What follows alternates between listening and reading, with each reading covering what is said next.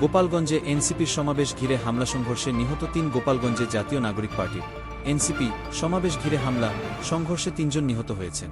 হাসপাতাল ও পরিবার সূত্র প্রথম আলোকে এ কথা জানিয়েছে। নিহত ব্যক্তিরা হলেন গোপালগঞ্জ শহরের উদয়ন রোডের বাসিন্দা সন্তোষ সাহার ছেলে দীপ্ত সাহা ২৫, কোটালীপাড়ার রমজান কাজী ১৮ ও টুঙ্গিপাড়ার সোহেল মোল্লা ৪১।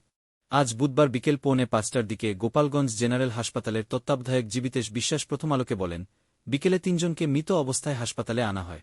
তারা গুলিবিদ্ধ ছিলেন। প্রথম আলো স্বজনদের সঙ্গে কথা বলে বিকেল ৫:৩০টার দিকে নিহত দুজনের পরিচয় নিশ্চিত হয়। পরে রাত ৭:৩০টার দিকে অপরজনের মৃত্যুর বিষয়টি নিশ্চিত হয় প্রথম আলো।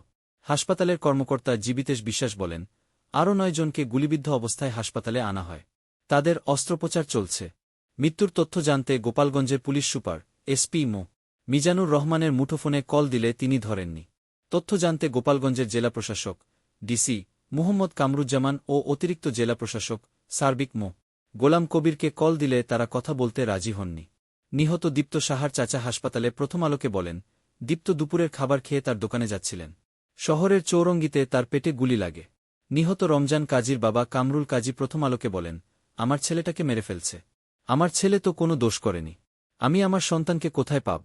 নিহত সোহেল মোল্লা গোপালগঞ্জ শহরের চৌরঙ্গি এলাকার কেরামত আলী প্লাজায় মোবাইল ব্যবসায়ী ছিলেন।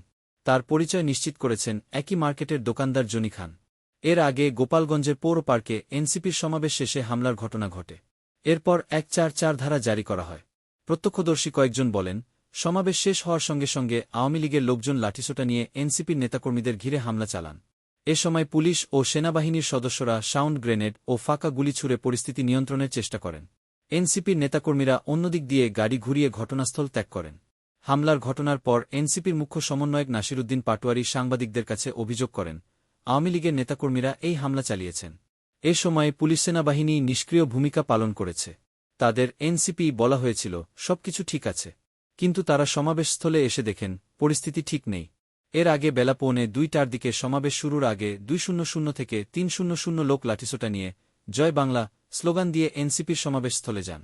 সে সময় মঞ্চের আশপাশে থাকা পুলিশ সদস্যরা সেখান থেকে দ্রুত আদালত চত্বরে ঢুকে পড়েন। একই সময় মঞ্চে ও মঞ্চের সামনে থাকা এনসিপির নেতাকর্মীরাও দৌড়ে সরে যান। যারা হামলা চালান তারা সবাই আওয়ামী লীগের সমর্থক বলে এনসিপির নেতাকর্মীরা অভিযোগ করেছিলেন। ওই সময় হামলাকারীরা মঞ্চের চেয়ার ভাঙচুর করেন, ব্যানার ছিঁড়ে ফেলেন। এক পর্যায়ে জেলা পুলিশ সুপার মো. মিজানুর রহমান ঘটনাস্থলে যান। এনসিপির নেতাকর্মী ও পুলিশ এক হয়ে ধাওয়া দিলে হামলাকারীরা পালিয়ে যান।